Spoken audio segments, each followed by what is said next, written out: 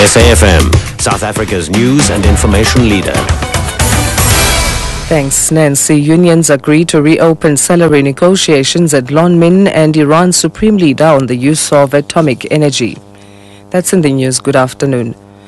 Unions attending peace talks in Rustenburg have agreed to reopen salary negotiations with the Lonmin Platinum Mine in Marikana in the northwest.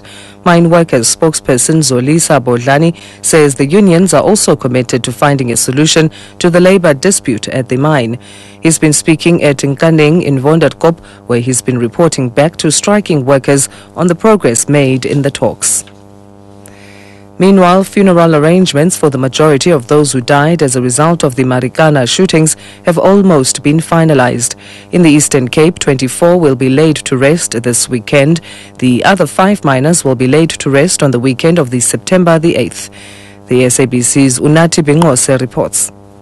Lonmin has pledged to cover the cost of transporting the bodies of the deceased miners to their respective places of burial across the country and in Lesotho, among other things. The bodies are expected to arrive on Friday. The Eastern Cape government has also stepped in, giving necessary support to the families while promising to assess each family's situation to decide what kind of support each needs. The grieving families say they are grateful for all the support they've been getting from government, religious and traditional leaders, as well as the general public. However, they say as they bury their loved ones, they are hoping that those responsible for their death will be brought to book. Unatipingose, SABC News, Mthatha. Chaos has erupted at the Mbashe Municipal Council meeting in the Eastern Cape, where the Municipal Oversight Committee recommended that Mayor Nongceba Mfecane be removed from her position due to alleged fraud and corruption. The municipality includes Dutya, Willowvale and Elliotdale. The Speaker, Phakamisa Mdingana, has alleged that there are deep divisions between the Mayor and the Speaker's office. DA Councillor Khalipha Goniwe Mafanya. So the DA view on this issue, it shows that there is political instability between the members of the ANC because they should have counted the votes. The development is affected in a very negative way because in Mbashe municipality, if you have heard well that we have a 9 million of a rollover. This clearly shows that there is nothing done, or else the services are not going to the people. So it affects the development of the municipality.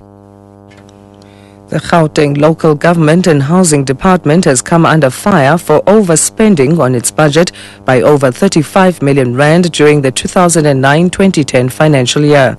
Over R1 million was overspent on the use of telephones and faxes at the department's regional offices. Scopa Chairperson Sipho Makama. If they were having a plan to regionalize, it means that in that financial year, they would have budgeted for that. It's probably. Overseas, Iran's supreme leader Ayatollah Ali Khamenei says his country will not pursue nuclear weapons but will not give up its right to use atomic energy for peaceful purposes. He's been addressing leaders from the non-aligned movement at a summit in Tehran. Back home, the tame female cheetah that escaped from the Brakfontein farm in the northern Free State on Monday has been found. 2.5-year-old Jolie was found early this morning, about 4 kilometers from the farm. She was spotted next to a road and ran towards her owner, Yapi Pina, when he called her. Steps are being taken to ensure that she does not escape again.